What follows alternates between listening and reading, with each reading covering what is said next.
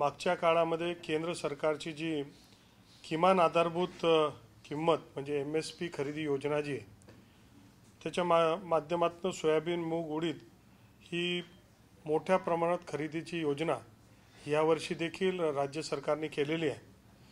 आणि यावर्षी मूग साधारणतः 3,30,000 क्विंटल किंवा 100% जितकी उपलब्ध होईल तेवढी खरेदी करण्याचा संकल्प केलेला आहे। उडीदमध्ये 32,56,000 क्विंटल किंवा 100% जितकी उपलब्ध होईल ही सगळी खरेदी करण्याचं ठरवलेलं आहे। गेल्या वर्षी आपल्याला माहिती आहे की साधारणतः 5,11,000 शेतकऱ्यांकडनं अत्यंत विक्रमी अशी 11,21,000 टन ही सोयाबीनची खरेदी केली होती। आणि यावर्षी त्याचं दुप्पट जवळपास 18,50,000 मेट्रिक टनाची खरेदी सोयाबीनची ही केंद्राच्या मदतीने राज्य सरकारी करणार आहे। मागच्या वर्षी 4,892 ही आधारभूत किंमत दिली होती, यावर्षी 5,328 अशी किंमत देऊन त्याच्यामध्ये जवळपास 436 रुपयांची वाढ यावर्षी सोयाबीनच्या खरेदीमध्ये केली आणि जवळपास दुप्पट ही खरेदी होणार आहे। मागच्या वर्षी 565 खरेदी केंद्र होते, परंतु एवढी मोठी जर खरेदी करायची असेल तर दीडपट दुप्पट केंद्र वाढवा लागतील। जसे लागले तसे केंद्र वाढवण्याचं देखील राज्य सरकारने त्याच्यामध्ये नियोजन केलं आहे। यावर्षी महाराष्ट्र राज्य सहकारी पणन महासंघ, विदर्भ सहकारी पणन महासंघ आणि महाराष्ट्र राज्य कृषी पणन मंडळ असे या 3 SLAच्या माध्यमातून ही खरेदी होणार आहे। याच्यामध्ये ग्रामीण भागातल्या सहकारी विकास सोसायटीपासून बाजार समिती, APMC, खरेदी विक्री संघ, FPO, FPC या सगळ्यांच्या माध्यमातून ही खरेदी होणार आहे। खरेदी होत असताना आपण शेतकऱ्यांना हा जो एक नवीन ॲप आहे या ॲपच्या माध्यमातून खरेदी होणार आहे। त्याच्यामध्ये रजिस्ट्रेशन करायचं आहे आणि रजिस्ट्रेशन केल्यानंतर सोयीची आपल्याला तारीख आणि वेळ मागितली तर त्या दिवशी त्याच्या खरेदीसाठी वेळ आपल्याला मिळेल आणि त्या दिवशी तेवढ्या लोकांची ती 100% खरेदी करणं हे अनिवार्य आहे। आणि म्हणून शेतकऱ्यांना आपल्या सोयीनुसार तारीख आणि वेळ ही निश्चित करता येईल।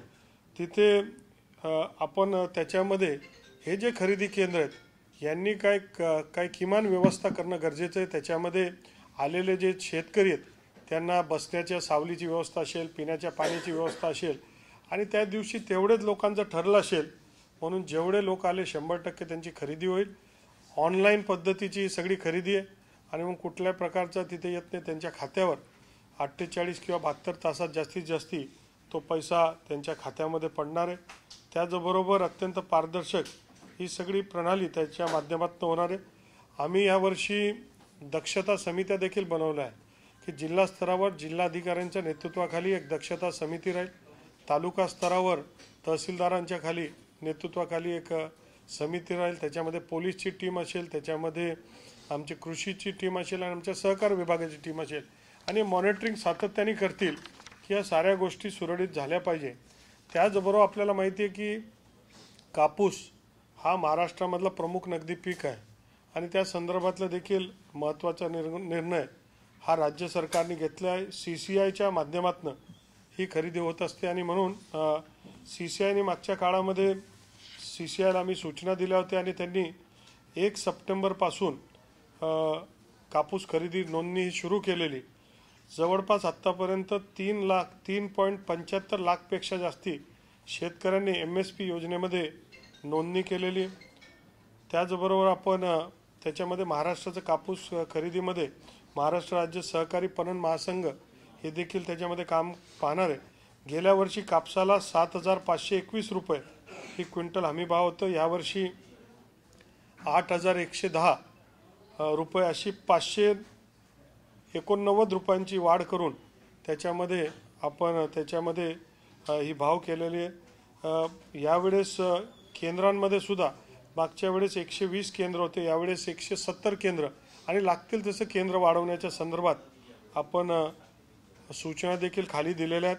गेल्या वर्षी 6,27,000 शेतकऱ्यांनी 144 लाख क्विंटल एवढी खरेदी केली होती आणि ती साधारणतः 10,714 कोटी रुपयांची खरेदी होती आता जितका कापूस उपलब्ध होईल FAQ दराचा, FAQ क्वालिटीचा, तितका सगळा खरेदी करण्यासंदर्भात आपण त्यांना सूचना दिल्या आहेत आणि त्या संदर्भात त्यांचं काम चालू आहे.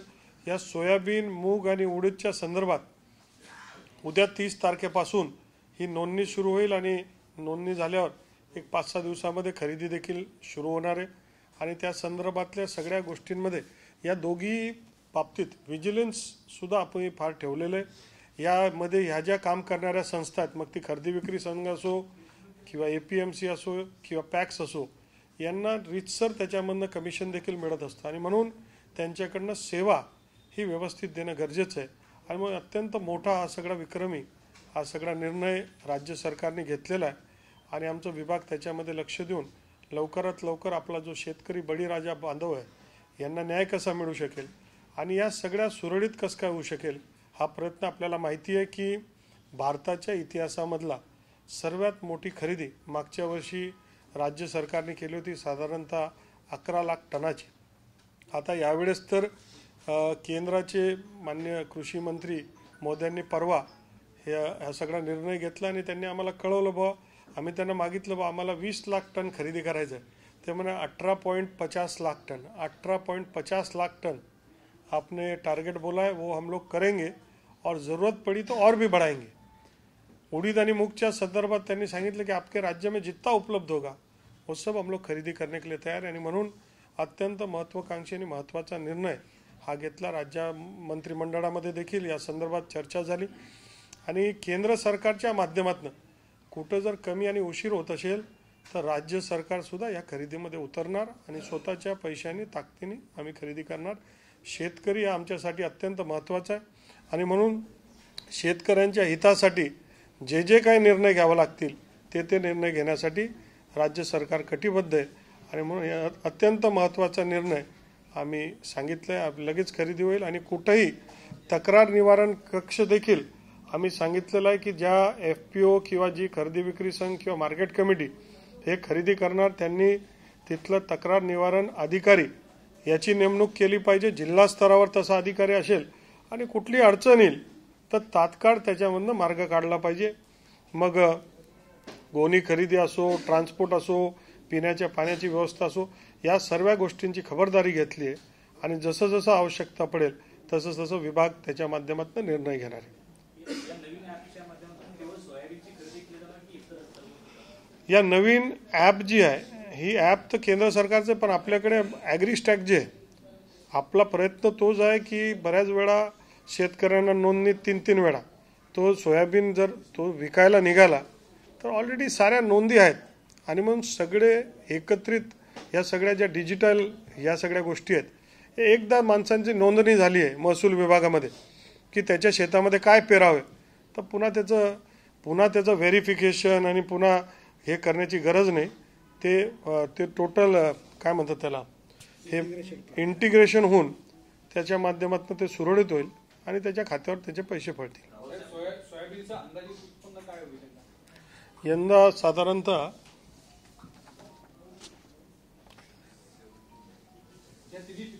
हो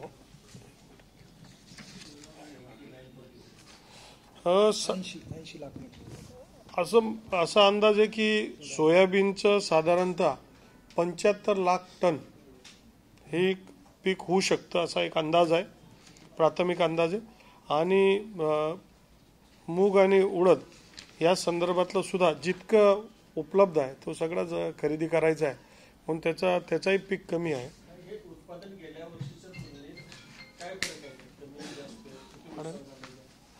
मागच्या वर्षीच्या तुलनेमध्ये हे उत्पादन वाढलेलं आहे, भरपूर वाढलेलं आहे यावर्षी.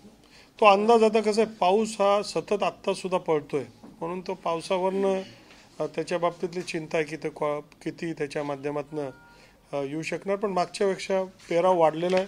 त्याच्या माध्यमामध्ये उडदमध्ये जवळपास ॲव्हरेज यील्ड यावेळेस आपल्याकडे 717 नाही टोटल किती येणार यावेळेस आपल्याकडे उडदमध्ये 2.68 लाख मेट्रिक टन येण्याची शक्यता आहे कृषी विभागाकडनं जे मिळालं. आणि 68 लाख मेट्रिक टन आणि मूंगमध्ये 1.32 लाख मेट्रिक टन, सोयाबीनमध्ये 75 लाख मेट्रिक टन. वाढ आहे आणि गरज पण आहे, म्हणजे देशामध्ये डिमांड पण आहे.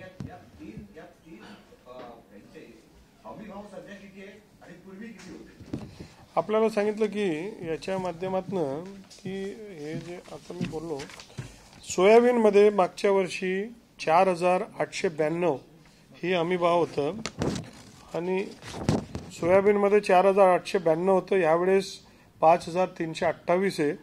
436 रुपयांनी हमी भावामध्ये मोठ्या प्रमाणात वाढ झाली आहे. मूगचं 8,782 हमी भाव होतं, यावेळेस 8,768 असं 86 रुपयांनी हमी भाव वाढलेला आहे. उडीदमध्ये 7,400 होतं, 7,800 असं यावेळेचा हमी भाव आहे आणि 400 रुपयांनी त्याच्यामध्ये वाढ झालेली.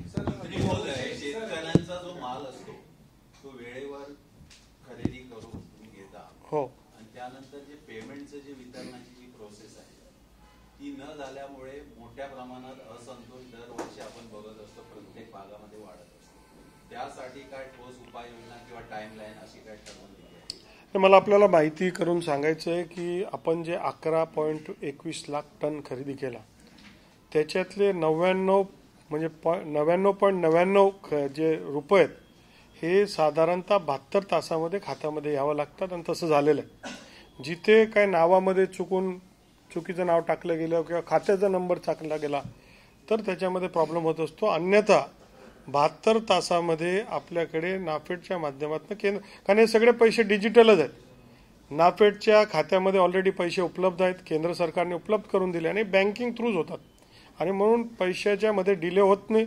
जर कुठे डिले आला तर त्यांच्यावर कारवाई करण्यात येईल. आणि दुसरा प्रश्न, दलाल आणि खासगी व्यापारी जे आहेत ते शेतकऱ्यांकडनं कमी भावामध्ये जे काही माल खरेदी मोठ्या प्रमाणात करून नंतर अशा केंद्रावर अशा अनेक घटना उघडकीस आल्या, त्यावर असं काही मॉनिटरिंग करणारा किंवा चेकमेट करणारे? मी आपल्याद्वारे विनंती करू इच्छितो सर्व शेतकरी बांधवांना की केंद्र आणि राज्य सरकारच्या साऱ्या योजना आपल्यासाठी आहेत आणि मग आपण कुठल्या तरी दलाल किंवा कोणाच्या याची न करता सरळ जे महाराष्ट्र सरकारचं जे केंद्र आहे, खरेदी केंद्र आहे, त्या केंद्रावर आपण नोंद करावी. उद्यापासून 30 तारखेला उद्यापासून नोंदणी सुरू होणार आहे आणि नोंदणी झाल्यानंतर लगेचच खरेदीला सुरुवात आम्ही करतोय. साधारणतः आम्ही असा अंदाज केलाय की 7 ते 15 दिवसामध्ये या नोंदणी होतील आणि नोंदणी झाल्याबरोबर मग आपल्याला टाइम स्लॉट जर मागणी केली तर त्याच्यानंतर आपल्याला खरेदी करता येईल आणि म्हणून राज्याच्या देशाच्या हितामध्ये कुठल्या तरी दलालकडे न जाता हा ज्या MSPची किंमत आपल्याला मिळणार आहे, किमान आधारभूत किंमत, त्या किमतीमध्ये योग्य केंद्रावरच विकावं असे मी आपल्याला विनंती करतो शेतकरी बांधवांना. त्याचबरोबर दक्षता समिती ही जिल्हा स्तरावर, आपल्या प्रांत स्तरावर, तालुका स्तरावर, तिघही स्तरावर आम्ही जिल्हा स्तरावर दक्षता घेतली आणि दक्षता समितींना फोन केल्यानंतर तात्काळ कारवाई होईल. सर, गेल्या वर्षी सोयाबीनच्या मोर्चाचा मोठा प्रश्न निर्माण झाला होता. केंद्र सरकारनं सांगितलं होतं की 15% ओलावा राहील, तुम्ही खरेदी करा, पण ती खरेदी झाली नाही.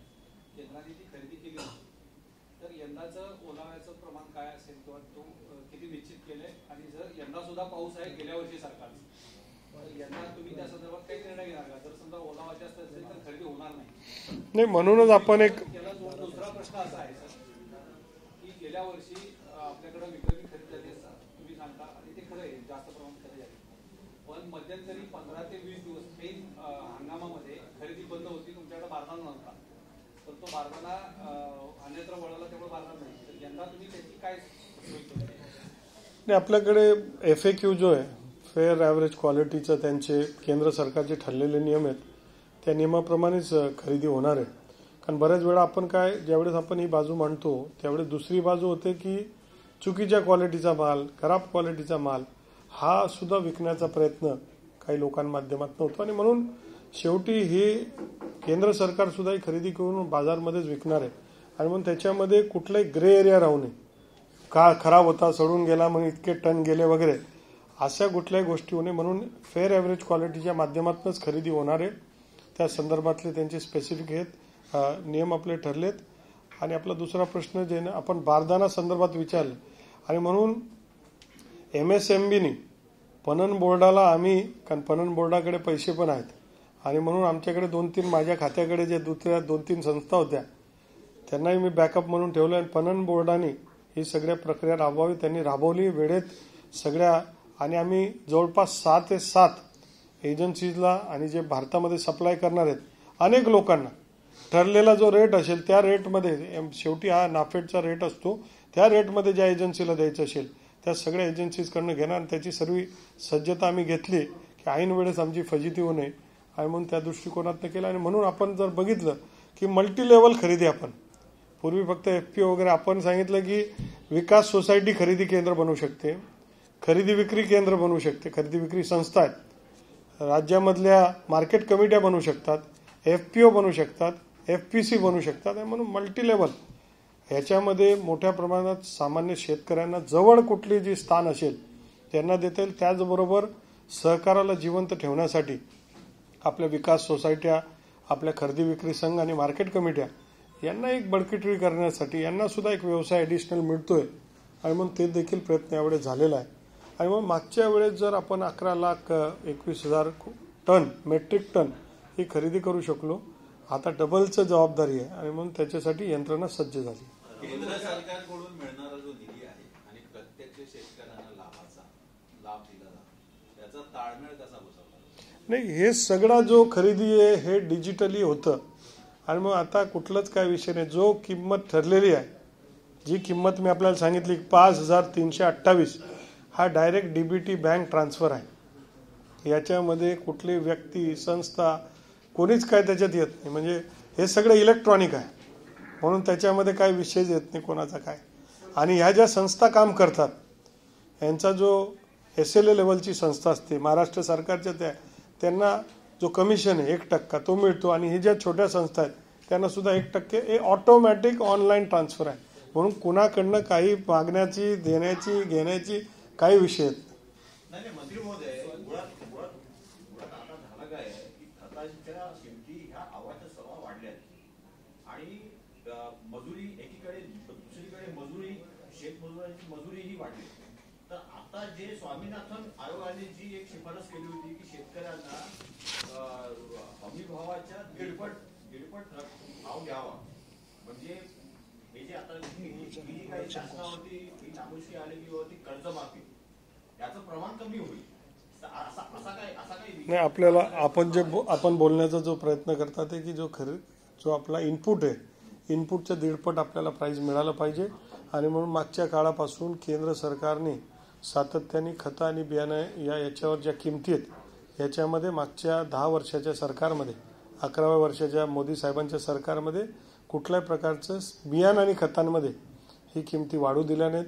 आणि मी आपल्याला सांगितलं की 436 रुपये ही एका वर्षामध्ये वाढ केलेली, जवळपास 8.5-9% ही वाढ केलेली. आणि मोठ्या प्रमाणात ही जी वाढ आहे ही झालेली असल्यामुळे मोठ्या प्रमाणात रिलीफ त्याच्या माध्यमातून मिळणार आहे. तुम्ही शेतकऱ्यांच्या या सगळ्या हमी भावाला भाव मिळावा यासाठी वेगवेगळे प्रयत्न करतात, मात्र दुसरीकडे सगळे शेतकरी आहेत ते नागपूरमध्ये आंदोलन करतायत. आता रेल्वे ट्रॅकवर देखील आहे ते आंदोलन करते उतरलेले पाहायला मिळतात. कसं बघताय? कुठल्या विषय संदर्भात आहे?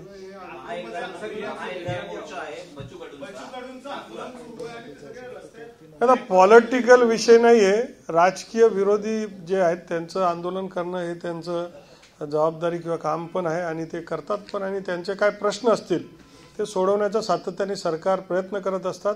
मागच्या काळामध्ये बच्चू कडू साहेबांबरोबर आम्ही बैठकी घेतली, काही प्रश्न सोडवण्याचे प्रयत्न केले. मला वाटतं काल परवा सुद्धा मुख्यमंत्री मोदयांसमोर बैठक घेऊन प्रश्न सोडवण्याचा सातत्याने प्रयत्न. हो, शासकीय आधारभूत धान खरेदी केंद्र जे की दिवाळीच्या किमान 10 ते 15 दिवसापूर्वी ऑटोमॅटिक दरवर्षी सुरू व्हायला पाहिजे. दराडे साहेबांना पण याची फार मोठी जाणीव आहे, कारण त्यांना माहिती आहे. मुळात शासकीय आधारभूत धान खरेदी केंद्र उद्यापासून सुरू होतात तुमच्या मतानुसार. दिवाळी गेली, 10 दिवस जवळपास झाले. मग शेतकऱ्यांनी धान कुठं विकायचं हा मोठा प्रश्न आहे. रब्बी पिकाचे धान उत्पादक शेतकऱ्यांचे पैसे अजूनही मिळत आहेत किंवा मिळाले नाहीत अशी पण माहिती आहे. या अनुषंगाने एक एसओपी का ठरत नाही की दरवर्षी 10 ऑक्टोबरला 5 ऑक्टोबरला किंवा अमुक अमुक तारखेला ही शासकीय आधारभूत धान खरेदी केंद्र सुरू होते, याची हमी का देत नाही सरकार? ती खरं तर त्यांच्या तारखा सुद्धा ठरल्यात. दोन विषय बऱ्याच वेळा आपल्यामध्ये कन्फ्युजन होत असतो. मला त्यानिमित्ताने सांगायचं, एक आपला प्राइस स्टेबलायझेशन आहे आणि एक शेतकऱ्यांना हमी भाव देणं आहे. हे दोन विषय जे बऱ्याच वेळा कन्फ्युजन होतात. एकीकडे राज्य आणि केंद्र सरकारची जबाबदारी शेतकरी बांधवांना यथायोग्य भाव मिळवणं आहे, त्याचबरोबर ग्राहकांना सुद्धा हे यथायोग्य म्हणजे महंगाई बडगाईवाला जे विषय म्हणतो आपण, तर त्याला प्राइस स्टेबलायझेशन असतं. तर बऱ्याच वेळा प्राइस स्टेबलायझेशनचा जो विभाग आहे तो विभाग खरेदीसाठी उतरत असतो. कधी शेतकऱ्यांच्या भाव वाढावा म्हणून आपण MSPचं करतो. तर या दोघांमधलं जर आपण विषय समजला पाहिजे की कधी कधी प्राइस स्टेबलायझेशन संदर्भात, आता ही जी सिव्हिल सप्लायचं जे आहे ते प्राइस स्टेबलायझेशन संदर्भातला विषय असतो की जे सामान्य लोकांना जो भात आहे, गहू आहे, कांदा आहे, याचं ज्वारी आहे, याचा भाव वाढू नये, सामान्य लोकांना त्या कमी किमतीमध्ये किंवा माफक दरामध्ये मिळावं, तर त्या प्राइस स्टेबलाइज तिथे जर त्यांना भाव वाढत दिसला तर ते लोक खरेदी करत असतात. आधारभूत धान खरेदी केंद्र एक प्रश्न असा याला धरावलाच प्रश्न आहे की हाय पॉवर कमिटी जी आहे, जे 4 डिपार्टमेंट तुमचे जॉईंटली केंद्रामध्ये अमित शाह साहेबांच्या अध्यक्षतेखाली, तर तिथे मग या गोष्टी तुमच्याकडून किती हे केल्या जातात? तिथून कोऑर्डिनेटेड म्हणूनच निर्णय झाला. मी सांगितलं की आपल्याला परवा आता आपल्याला माहिती आहे की महाराष्ट्रामध्ये मागच्या 75 वर्षामध्ये हा मोठा निर्णय झाला. 11,21,000 टन म्हणजे फार मोठा विषय. आता आपण 18,50,000 टन करतोय, त्याच्यापेक्षा डबल टार्गेट आपण घेतलेला आहे खरेदीचा. तर तोही फार मोठा विषय. त्याच्यामध्ये म्हणजे आपण जर डिटेलिंग लॉजिस्टिक्स गेलं आपण तर तो फार मोठा सगळा विषय. म्हणजे आपण उद्या परवापासून पाहणार ज्यावेळेस हे सुरू होईल, हा सारा विषय मोठा आहे आणि याच्यामध्ये केंद्रामध्ये त्यांची जी कमिटी आहे ती कोऑर्डिनेटेड एफर्ट करून हा निर्णय, हा टार्गेट घेतला आणि हे सांगितलं की मूगमध्ये महाराष्ट्र राज्यामध्ये जितका उपलब्ध होईल तेवढा मूग, जितका उपलब्ध होईल तितका आपल्याकडे तूर, उडीद ही सगळी खरेदी करण्याची केंद्र सरकारची तयारी. सोयाबीन संदर्भात आता टार्गेट अजून वाढवण्याची त्यांची तयारी. मग म्हटलं पहिला टार्गेट तुम्ही 18,50,000 टन घ्या, अजून वाटलं तर आम्ही अजून वाढवून देऊ. मागच्या वेळेस आपण वाढवलंच होतं. हे स्टोरेजची व्यवस्था आपल्याकडे आपण आपलं जे वेअर हाऊसिंग कॉर्पोरेशन आहे यांनी गोडाऊन भाड्याने घेतलेले आहेत आणि आवश्यकताप्रमाणे त्यांनी आता 11 लाखसाठी घेतले. आपल्याला भाड्याने गोडाऊन घ्यावं लागतात आणि घेणार.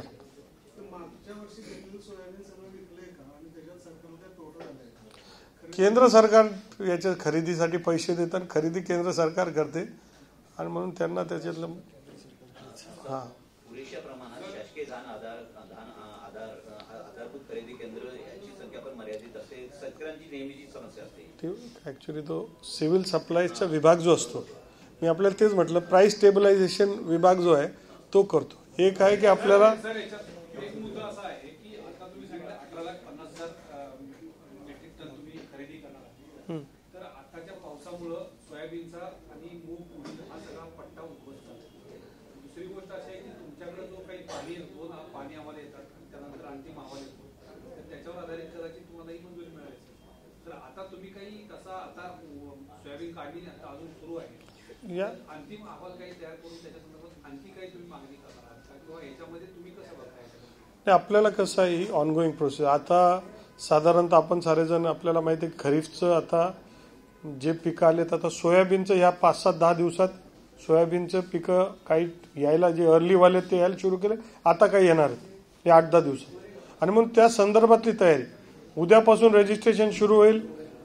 7-8 दिवसात 10 दिवसात रजिस्ट्रेशन झाले की खरेदी चालूच होणार आहे. आणि म्हणून जशी हे काय एकदम निर्णय घेतला आणि फायनल आहे असं नाही, गरज पडली तर अजून खरेदी करू.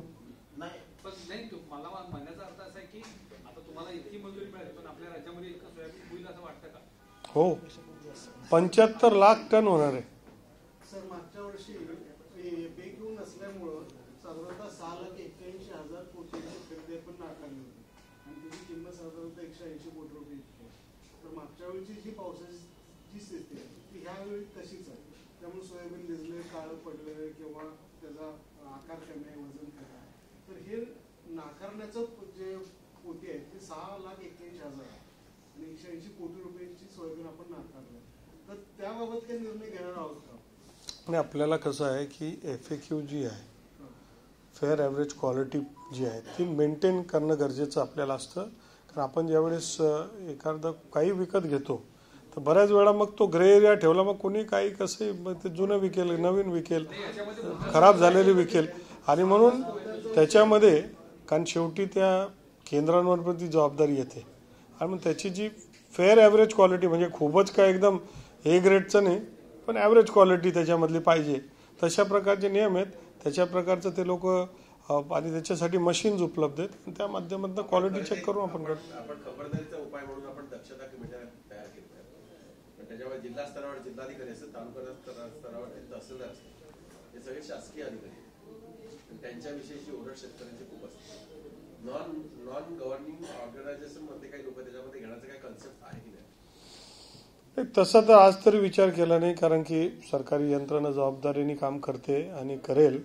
आणि जिथे असं बाडळलं त्यांनी केलं नाही तर कारवाई करता येईल. एखादा आपण समजा प्रायव्हेट व्यक्ती ठेवला आणि मग त्याच्यात काय चुकीचं झालं, अजून पुन्हा त्याची क्रायटेरिया काय घेणार, त्याला काय आपण क्रायटेरिया लावणार, कोणाला घेणार, त्याची जबाबदारी नसते. आणि म्हणून सरकारी अधिकारी हा कर्मचारी असतो आणि त्याच्यावर जबाबदारी निश्चित करते. परंतु तहसीलदार बरोबर ॲग्रिकल्चर ऑफिसर सुद्धा असेल, पोलीस अधिकारी असेल, सहकार विभागातला कॉपरेटिव्ह आमचा अधिकारी असेल, हे नव्याने काय आणि गरज काय पडली तर करू. आणि आपले पत्रकार मुद्दा आहे सांगितलं की सोयाबीनच्या क्वालिटीचा मोठ्या प्रमाणात जर सोयाबीन क्वालिटी अभावी नाकारलं गेलं तर राज्य सरकार याच्यामध्ये हस्तक्षेप करणार आहे का? तुमच्या अधिकारामध्ये पणन विभाग काही करणार आहे? महाराष्ट्रामधली जी सोयाबीनची क्वालिटी आहे ही भारतातली सर्वात चांगली क्वालिटीपैकी महाराष्ट्रातली सोयाबीनची क्वालिटी असते.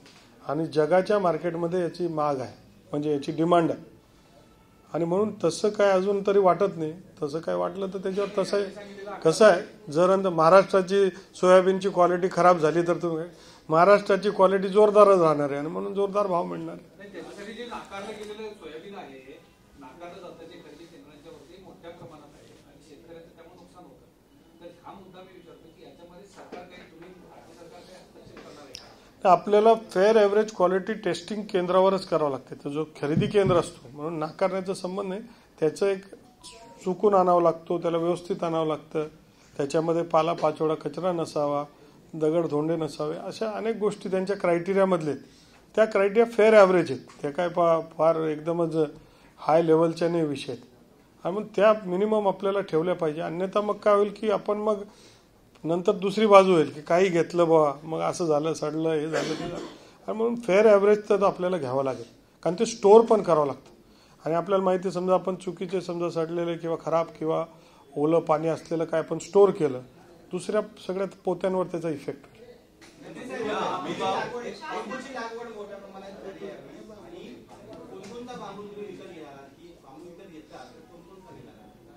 अद्याप तरी तो विषय आता आजच्या या मीटिंगमध्ये नाही आहे. परंतु बांबू संदर्भात आपण महाराष्ट्रामध्ये मोठं धोरण घेतलेलं आहे, वेगवेगळ्या टाईपचे बांबू लावण्यासंदर्भात. आणि त्याच्यानंतर इंडस्ट्रियल विभाग याच्यामधनं बांबूचे जे क्लस्टर आहेत, बांबूचे छोटे उद्योग आहेत, या निर्माण करण्यासंदर्भात एक चांगले धोरण हे महाराष्ट्र सरकार चालू आहे. एक शेवटचा करूया.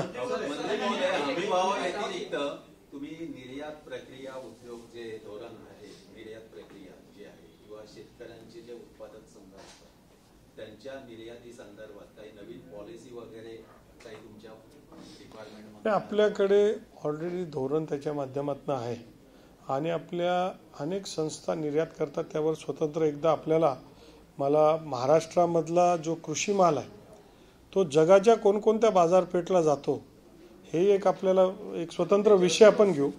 आणि त्याचं काय डिमांड आहे, मोठ्या प्रमाणात आपल्याकडचे द्राक्ष, डाळिंब अशा अनेक गोष्टींचा डिमांड आहे. आणि आपण ADBच्या माध्यमातून, एशियन डेव्हलपमेंट बँकच्या माध्यमातून त्यावर प्रक्रिया उद्योग हे मोठ्या प्रमाणात लावलेले आहेत.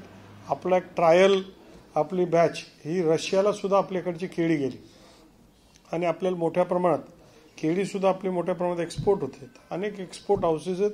आपला आता परवा एक 7-8 दिवसापूर्वी एशियन डेव्हलपमेंट बँकचं संचालक मंडळ आलं होतं. मी मुद्दामून मंत्री म्हणून त्यांचा कार्यक्रम होता, मी मुद्दामून मंत्री म्हणून त्यांना सदिच्छा भेट घेऊन त्यांचा एक स्वागत समारंभ ठेवला आणि त्यांना सांगितलं बा तुम्ही आमच्याबरोबर अजून मदत करा. आणि म्हणून जगातल्या बेस्ट प्रॅक्टिसेस ज्या आहेत त्या सगळ्या आपल्या देशामध्ये आणून आपण त्याला फक्त जगातल्या बेस्ट प्रॅक्टिसला मोठ्या प्रमाणात 1-2 युनिट नाही 100-200 युनिट एकत्रित सुरू केला तर शेतीमालामध्ये एक्सपोर्टमध्ये आपण मोठ्या प्रमाणात वाढवू शकू. आणि तशा प्रकारचं आपलं स्कीम ऑलरेडी आपण ती चालू केली. माझं म्हणणं काय हमी भाव जसा तुम्ही शेतकऱ्यांना देता तसं त्यांना प्रोत्साहन म्हणून काही तसा निधी किंवा काय या निर्यात एक्सपोर्टला केंद्रामध्ये जसं आपण मागे पाहिलं की केंद्राचं मागे आपण म्हटलं बाबा 2 बाजू असतात याच्यामध्ये. ज्या महत्त्वाच्या विषय आहे की एखादा जे आवश्यक गोष्टी आहे ती मोठ्या प्रमाणात जर मार्केटमधनं कमी झाली तर त्याचा भाव वाढतो आणि सामान्य लोकांना महागाईची अडचण होते. आणि मग याच्यामधलं स्टेबिलिटी जे मध्यम म्हणजे हा मोठ्या प्रमाणात भाव वाढला पाहिजे, शेतकऱ्यांना चांगला भाव मिळाला पाहिजे, कंझ्युमरला भाव मिळाला पाहिजे, मधले जे दलाली किंवा मध्यंतरी मधले जे कमिशन घेणारे लोक आहेत त्यांची साखळी कमी झाली पाहिजे. हा प्रयत्न सरकारच्या माध्यमातून होत असतो. आता आपण म्हणाला 18 लाख टन उत्पादन होणार आहे आणि त्याची साठवणूक आपण सेंट्रल वेअर हाऊसिंग बोर्डाकडून. तर मला एक प्रश्न पडतो की आता आपल्याकडे ज्या स्टँडिंग एपीएमसी कमिटी आहे, मार्केट यार्ड कमिटी, यांना आपण अधिक सक्षम म्हणजे त्यांना शेड वगैरे बांधून शेतकऱ्यांचा माल डायरेक्ट एपीएमसी मध्ये जाईल आणि तिथून मग म्हणजे पावसामध्ये भिजणं. प्रश्न आपण चांगला विचारला आहे. त्याच्या माध्यमातून पहिल्यांदा खरेदी विक्री केंद्र हे जे आहे एपीएमसींना सुद्धा देण्याचा महत्वाकांक्षी निर्णय राज्य सरकारने घेतलेला आहे. कारण एपीएमसींकडे इन्फ्रास्ट्रक्चर उपलब्ध असतं आणि म्हणून ते इन्फ्रास्ट्रक्चरच्या उपलब्धतेचा फायदा घेऊन एपीएमसीला आपण केंद्र दिल्यामुळे ह्या कमिशन जो आहे ते सुद्धा एपीएमसीला मिळू शकेल, एपीएमसी बळकटीकरण होऊ शकतील आणि त्याचबरोबर आपल्याकडचं जे इन्फ्रास्ट्रक्चर आहे हे सुद्धा वापरण्यात येईल. आणि म्हणून पहिल्यांदा आपण आता SLA जे आपण पणन मंडळ घेतले त्या माध्यमातून एपीएमसीना मोठ्या प्रमाणात काम देणार आहे. आपलं जे महाराष्ट्र स्टेट वेअरहाऊसिंग कॉर्पोरेशन आहे यांच्याकडे स्वतःचं असलेले गोडाऊन, आमच्याकडे ज्या विविध आमचे बोर्ड आहेत आणि महाराष्ट्रामध्ये ज्या ज्या संस्थांकडे असलेले गोडाऊन्स आहेत या सगळ्या गोडाऊन्सला याच्यामधनं उपयोग आपण त्याच्यामधनं घेणार.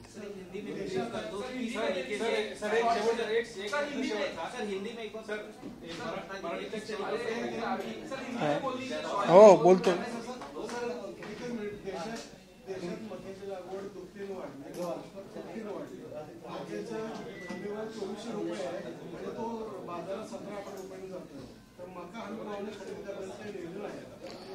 मका सुद्धा हमी भावनी घ्यावा अशा संदर्भातली सूचना आणि विनंती आम्ही केंद्र सरकारला केलेली आहे.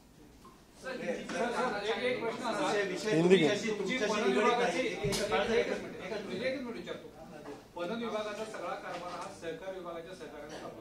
तुमच्याकडे स्वतंत्र यंत्रणा नाहीये तर त्या संदर्भात तुम्ही काहीतरी स्ट्रक्चरिंग करायचं असं तुमचं होतं. समिती काय नाव आहे? पणन हे अत्यंत महत्त्वाचा विषय आहे आणि आपण जर बघितलं की शेतकरीचा शेतीमाल पिकू शकतो पण विकणं अत्यंत अवघड आहे.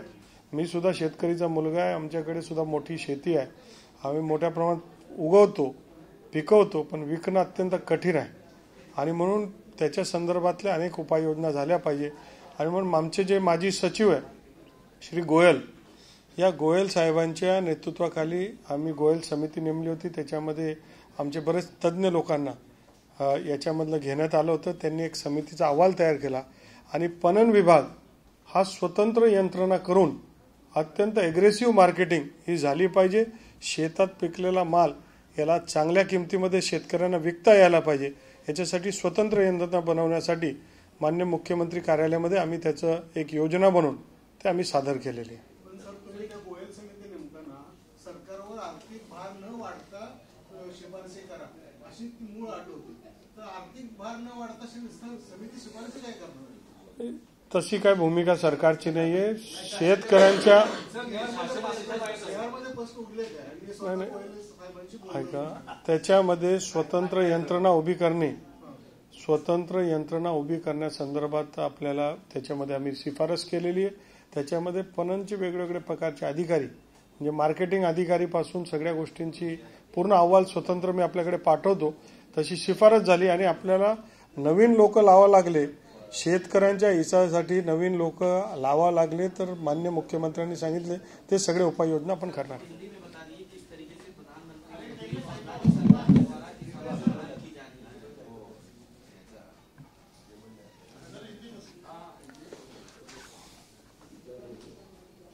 देश के यशस्वी प्रधानमंत्री माननीय मोदी जी के नेतृत्व में केंद्र सरकार और राज्य में महायुति की देवेंद्र फडणवीस और दोनों ही मुख्य उप मुख्यमंत्री के नेतृत्व में चलने वाली हमारी सरकार, इन्होंने किसान के लिए बड़े निर्णय लिए हैं.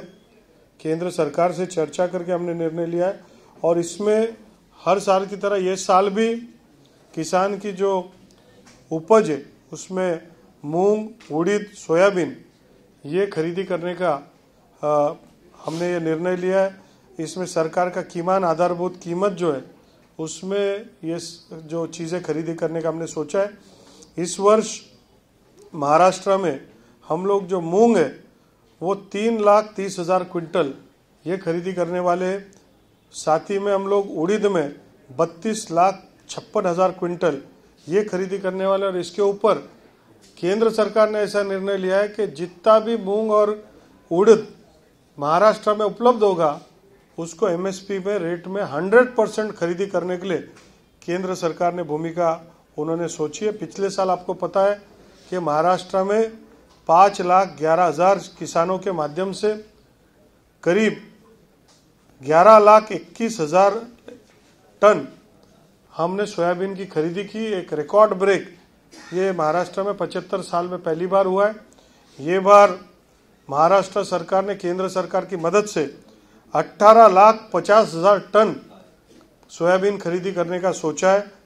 और पिछले साल 4,08,92 ये कीमत आधारभूत कीमत थी. उसमें 436 रुपये बढ़ाकर 5,328 रुपये सोयाबीन में खरीदी होने वाला है. एफएक्यू के माध्यम से खरीदी होने वाले करीब 650 खरीदी केंद्र हमने ये बार लगाए. उसमें हम लोग पैक्स हो, खरीदी बिक्री संघ हो, एपीएमसी मार्केट हो, एफपीओ, एफपीसी, इन सब के माध्यम से हम लोग ये खरीदी करने वाले और अत्यंत पारदर्शक इलेक्ट्रॉनिक पद्धति से तरीके से ये सब खरीदी होने वाली. इसके माध्यम से डिजिटल पेमेंट किसान ने अपने डेट बुक करना है. साथ ही में किसान ने अपना जिसको जिस डेट पे और जिस समय पे सूटेबल है उसके माध्यम से खरीदी करना है और उस वक्त वो खरीदी होगी. 72 घंटे में उसके खाते में वो पैसा जमा होगा. ये भी जिम्मेदारी नाफेड के माध्यम से ली गई है. और एफएक्यू का जो ये दर्जा है ये मेंटेन हमको करके ये चीज़ करनी है. कल 30 अक्टूबर से हम लोग इसकी रजिस्ट्रेशन शुरू करेंगे और आने वाले 7 से 10 दिन में 15 दिन में इसकी खरीदी हम लोग शुरू कर रहे हैं. साथ ही में महाराष्ट्र में हमारा जो कपास है वो एक बहुत बड़ा हमारा क्रॉप है और नकदी पिक भी है. और उसके लिए हम लोग ने पिछले बार करीब 10,700 करोड़ रुपए की खरीदी महाराष्ट्र में सीसीआई के माध्यम से की है. उसको अभी 1.5 गुना डबल खरीदी करने का हमने सोचा है. और एमएसपी में भी हमने वृद्धि की है. पिछले साल 7,521 रुपए में कपास की खरीदी हुई थी. ये बार 8,110 रुपए इसमें प्रति क्विंटल की खरीदी हो रही और 599 म्हणजे 590 रुपए में उसमें वृद्धि हुई है. और इसीलिए बहुत बड़े पैमाने पे हम लोग कपास की भी खरीदी करने वाली उसकी रजिस्ट्रेशन की हमने शुरुआत की है. पिछले बार 120 केंद्र के माध्यम से कपास की खरीदी हो रही थी. ये बार 170 केंद्र बढ़ाकर 170 केंद्र में वो खरीदी होने वाली. और बहुत बड़े पैमाने पे सोयाबीन हो, मूंग हो, उड़द हो, कपास हो, उसकी खरीदी ये केंद्र और राज्य के माध्यम से होने वाला. क्योंकि ये किसानों की सरकार है और किसानों के हित में ये बड़ा निर्णय हमने लिया है. राज्य के मुख्यमंत्री इसको मॉनिटर कर रहे और सभी व्यवस्था के माध्यम से हमारे किसानों का माल ये खरीदी करने का हमने सोचा है.